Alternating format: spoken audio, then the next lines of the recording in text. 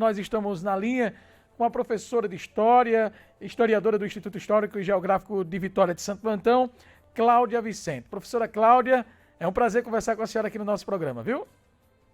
Olá, Cristiano. Boa tarde a todos, a todas, a todos que estão aí nos acompanhando. Para a gente falar de este assunto, né? Hoje, 13 de maio, é uma data muito significativa. E, em síntese, a senhora poderia nos explicar por que essa data é tão importante, o que foi a Lei Áurea e, graças a Deus, conseguiu abolir aí a escravatura? Então, posso sim. Então, vamos assim por partes, né? Aham.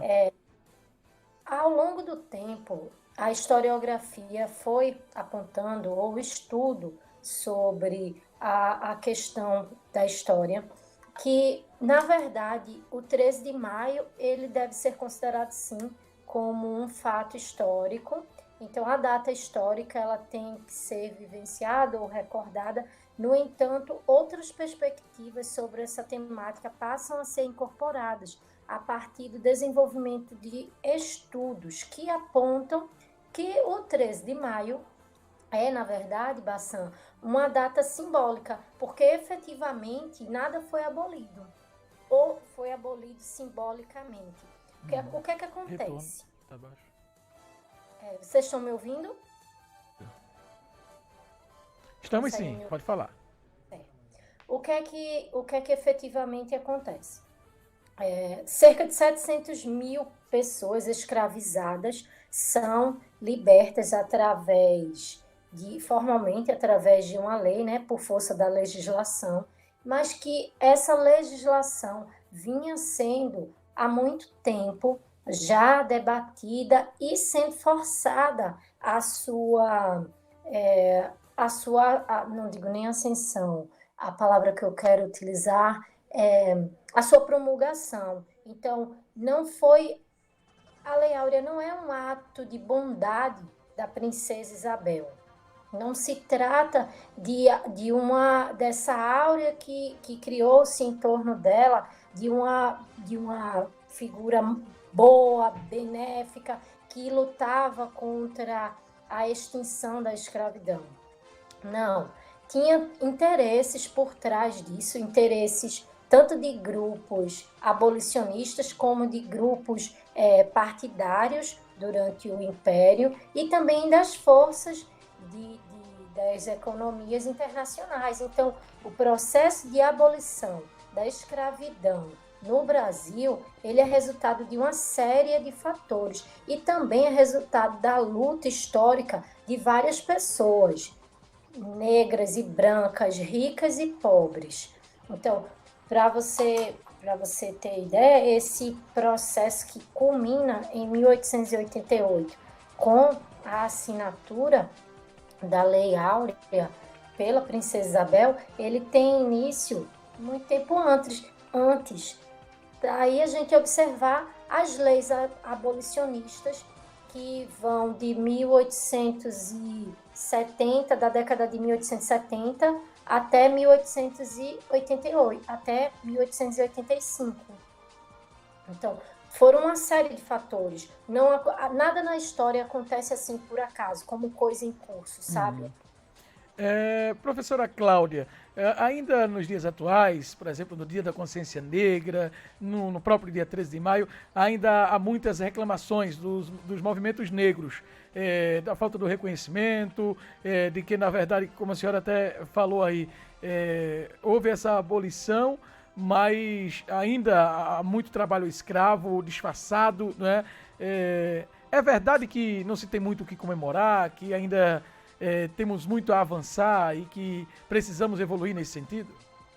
É perfeita a sua colocação. E isso coloca em pauta uma questão que é muito cara para nós que fazemos parte desse movimento negro. O que é o movimento negro? É um movimento de reivindicações por equidade, porque igualdade é o que a lei ela prevê. No entanto, essa igualdade ela se disfarça muitas vezes de uma desigualdade. Então, quando a gente luta por equidade racial, é para que as pessoas entendam que, mesmo com os parâmetros legislativos, a população negra no nosso país, ela ainda sofre, mesmo depois de tanto tempo, com uma desassistência por parte do poder público em todas as esferas. Mas, do ponto de vista histórico, você me traz duas questões que são muito caras. Pessoas, de um lado, que reclamam que o 13 de maio não é dia de negro, e pessoas que reclamam que o 20 de novembro é uma data que não deveria existir, já que não é para existir uma consciência racial, e sim uma consciência humana. Vê só, são duas vertentes diferentes. O movimento negro, sobretudo a partir, não quer dizer que só foi nesse ano, mas sobretudo a partir da década de 70 do século passado, ele começa a apresentar hipóteses do porquê o 13 de maio ele não deve ser comemorado. Porque o que é que acontece? Já em 1850, quando se dá a assinatura da Lei Eusébio de Queiroz, quando se dá a assinatura da Lei de Terras, a gente observa que essa população, que era a população de escravizados, só abrir um parêntese aí, o correto não é escravo, o termo escravo ele é deturpado, e isso já a gente trata nas aulas, que o correto é escravizado, porque você não nasce escravo, você é escravizado. A escravização é uma coisa que é imposta, não é inerente a gente. Então, os africanos que vieram para aqui, eles não eram escravos, eles vieram na condição de escravizados, sabe, Bassam? Sim, então, sim. fechando esse ponto, o 13 de maio aponta, sobretudo ali quando o 20 de novembro é instituído como um feriado da população negra, ou de consciência negra, porque efetivamente o processo que levou a isso, que culminou com a abolição em si, já era um processo que buscava amenizar a participação ou a interação de parcela da população dentro da vida social. Então, a população é efetivamente liberta, mas não há nenhum acesso aos meios sociais. Continua a parte da população a viver em condições subalternizadas e sem acesso às condições mínimas e dignas de sobrevivência. Aí, o que é que acontece? Os estudiosos dizem, que abolição foi essa? O que é que a gente tem para comemorar? A população negra continuou em condições subalternas, subhumanas. Agora, pois não, pode concluir. É só para concluir. Aí o 20 de novembro, ele vem trazer o quê? Ele vem trazer uma consciência da importância da diversidade racial do nosso país. Então, ao longo das figuras históricas, não apontam nenhum negro, nenhuma mulher negra, como tendo sido importante no processo de formação social do povo brasileiro, no processo econômico, cultural, mas apontam sempre figuras de pele clara. Então, o que é que isso quer dizer? Quando o movimento negro reivindica uma data para comemorar a consciência negra, ou a importância da diversidade racial, e traz a figura de Zumbi, dos Palmares, porque dia 20 de novembro é o aniversário de morte de Zumbi, é isso. Ela tenta não apontar que há uma consciência, uma raça superior à outra, até porque o termo raça é algo que biologicamente não existe. O que o movimento negro tenta apontar é que é muito mais importante, significativo, para mais da metade da população do nosso país comemorar uma data em que um negro ele teve um papel importante, precisa ser referenciado para ser utilizado como referência, do que uma abolição de algo que efetivamente não mudou a vida desse povo.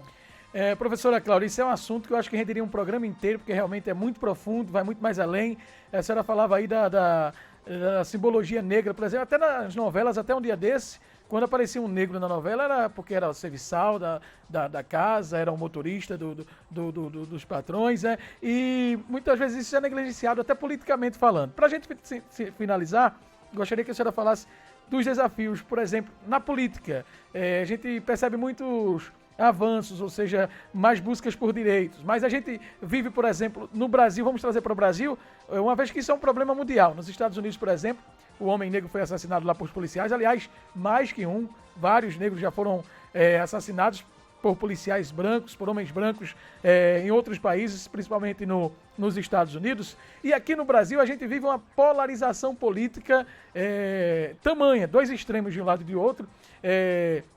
E principalmente o negacionismo, de dizer que esse lance de racismo não existe, que isso é mimimi. E eu gostaria que a senhora explicasse esses desafios de conseguir, através da política, diminuir essa diferença e se a gente vai conseguir isso um dia.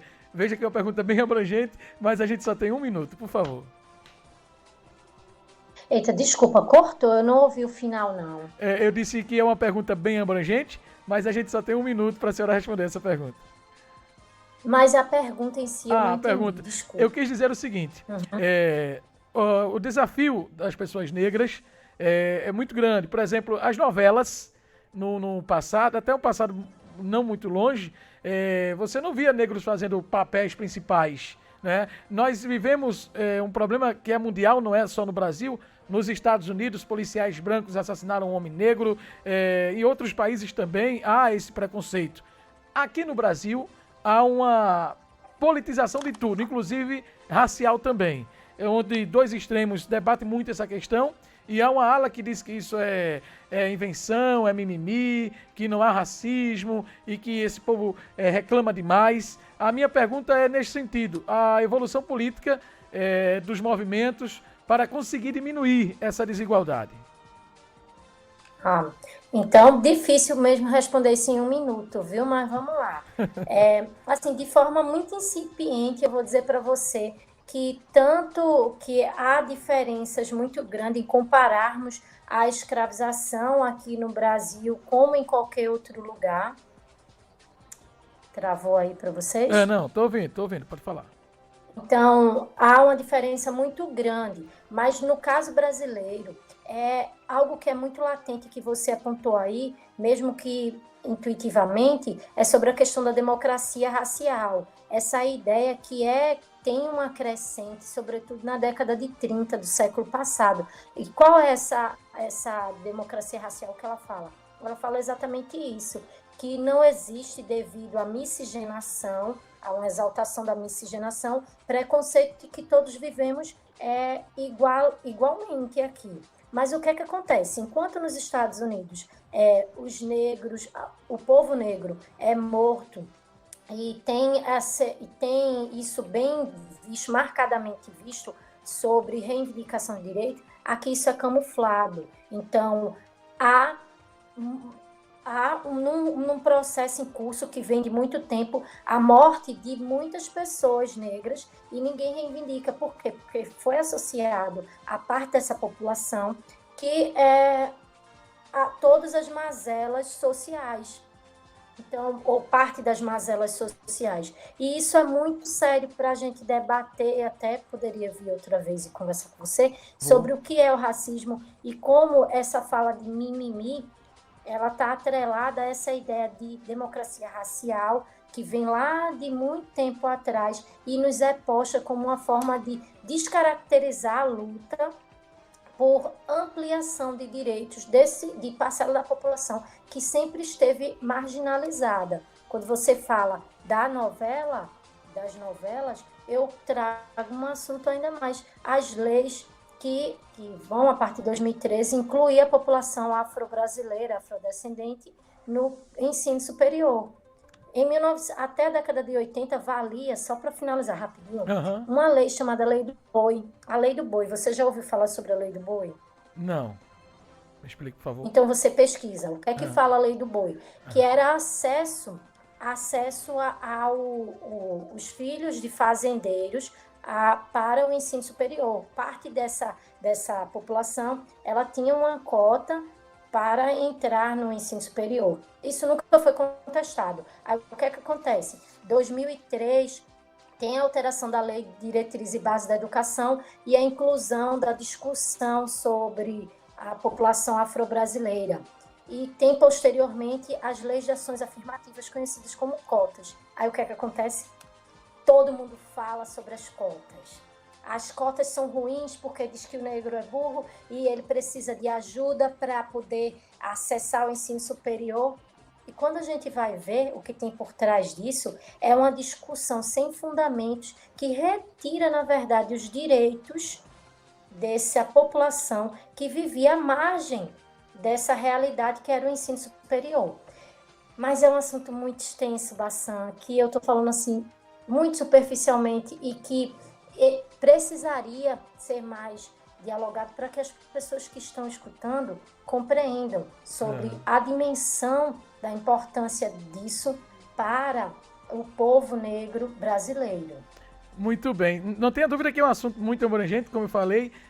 Se a gente separasse um programa inteiro para falar sobre isso, tínhamos muitos assuntos para falar, tínhamos muito que se discutir e, sobretudo, temos muito que melhorar nessa questão. Mas nós vamos sim voltar a falar deste assunto no futuro bem breve, para que a gente possa debater esse tema, defender essa bandeira e entender de uma vez por todas que, independente de cor, de raça, de credo, de religião, nós somos um só povo e precisamos respeitar os diferentes, a minoria, aqueles que não pensam igual a gente. Professora, muito obrigado pela participação. Deixa eu mandar um abraço aqui para Fátima Santos Alves, participou muito aqui do nosso, interagindo conosco. Parabéns, Fátima. Você também está de parabéns aí por abraçar esta causa. Um abraço e vou pesquisar sobre a lei do boi, viu, professora? Muito bem, muito obrigada, viu? Agradeço também o pessoal de Goiânia, do Instituto Histórico Pernambucano, que estão aqui assistindo. A nossa amiga, professora Fátima, grande historiadora que você deve conhecer, a mãe do André. Sim, sim. E é isso, viu? Para finalizar mesmo, a Lei Áurea, a comemoração de hoje, ela deve ser vista como um fato histórico, simbólico, mas não muito efetivo. Muito bem. Conversamos com Cláudia Vicente, historiadora do Instituto Histórico e Geográfico da Vitória de Santa